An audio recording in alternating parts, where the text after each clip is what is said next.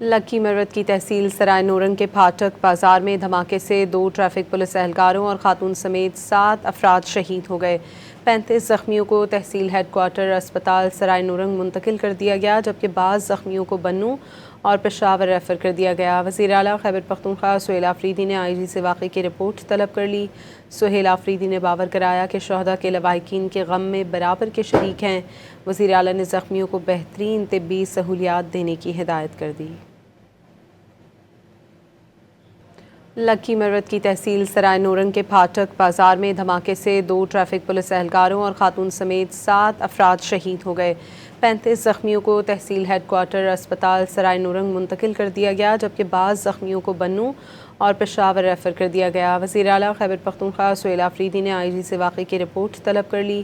سہیل آفریدی نے باور کرایا کہ شہداء کے لواحقین کے غم میں برابر کے شریک ہیں۔ وزیر اعلیٰ نے زخمیوں کو بہترین طبی سہولیات دینے کی ہدایت کر دی۔